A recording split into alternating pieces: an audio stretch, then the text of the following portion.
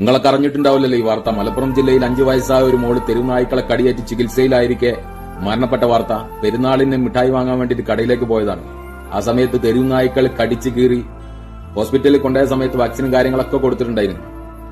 പിന്നീട് കുട്ടി ഹോസ്പിറ്റലിൽ നിന്ന് തിരിച്ചു വന്ന് കളികളിലൊക്കെ ഏർപ്പെട്ടതാണ്.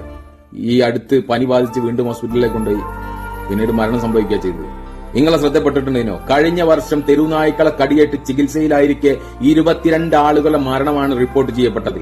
ഈ വർഷം തുടങ്ങിയിട്ട് 4 മാസമാവുന്നതേ ഉള്ളൂ. 12 ആളുകളെ മരണം തെരുവുനായ്ക്കളെ കടിയേറ്റിട്ട് ഇപ്പോൾ റിപ്പോർട്ട് ചെയ്യപ്പെട്ടിട്ടുണ്ട്. എവിടെങ്കിലും തെരുവുനായ്ക്കളെ കടിയേറ്റിട്ട് ആരെങ്കിലും മരണപ്പെടുന്ന സമയത്ത് ഒരു പ്രഹസനമെന്നോണം ചാക്കിട്ട് തെരുവുനായ്ക്കളെ പിടിച്ച് കണ്ണു പൊടിയിട്ടിട്ട് കാര്യമില്ല. മൃഗസ്നേഹമൊക്കെ ശരിയാണ്, പക്ഷെ മൃഗസ്നേഹികള് 24 മണിക്കൂർ മേൽസിട്ട കാറിൽ ഇങ്ങനെ യാത്ര ചെയ്തിട്ട് ഗ്ലാസ് ഇങ്ങനെ താത്തി തെരുവുനായ്ക്കൾ ഭക്ഷണം കഴിക്കണ്ടോ നോക്കിയിട്ട് കാര്യമില്ല. ഈ പാവപ്പെട്ട ആളുകൾ റോട്ടിലൂടെ നടന്നു പോകുന്ന അവസരത്തിലാണ് തെരുവുനായ്ക്കളെ കടിയേറ്റിട്ട് മരണപ്പെടുന്നത്. നമ്മളെ സർക്കാരിന്റെ ഭാഗത്തുനിന്ന് ഇതിനൊരു ശാശ്വതമായ പരിഹാരം കണ്ടെത്താൻ കഴിഞ്ഞിട്ടില്ല എന്ന് പറഞ്ഞാൽ എന്താ ചെയ്യാം? ഇനി തെരുവുനായ്ക്കളോടുള്ള അതിയായ മുഹബത്താണ്, മൃഗസ്നേഹം കൊണ്ടാണ് ഇതൊക്കെ ചെയ്യുന്നത് എങ്കിൽ ചെറിയ കുട്ടികളിൽ അംഗനവാടിയിൽ അല്ലെങ്കിൽ 1ാം ക്ലാസ് പഠിക്കുന്ന കുട്ടികളിൽ നിങ്ങൾ തെരുവുനായ്ക്കളെ കടിയേൽക്കുന്നു, അതിനുള്ള ഒരു മുൻകരുതൽ എന്നോണം എല്ലാ കുട്ടികളിലേക്കും വാക്സിൻ എത്തിക്കാൻ ശ്രമിക്കുക.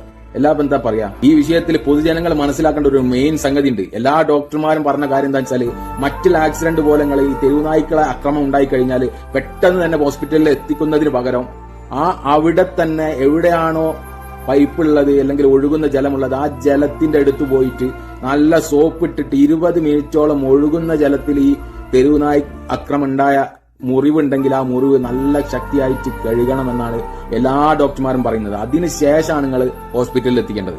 കേരളത്തിലെ മൃഗസ്നേഹികൾ ആ കുട്ടിയുടെ മരണം അറിഞ്ഞിട്ടുണ്ടെന്ന് വിചാരിക്കുന്നു. അറിഞ്ഞിട്ടുണ്ടെങ്കിൽ തീർച്ചയായിട്ടും നിങ്ങൾ ആ കുട്ടിയുടെ വീട്ടിൽ പോയിട്ട് ആ മാതാപിതാക്കളെ സമാധാനിപ്പിക്കാൻ വേണ്ടി ശ്രമിക്കണം.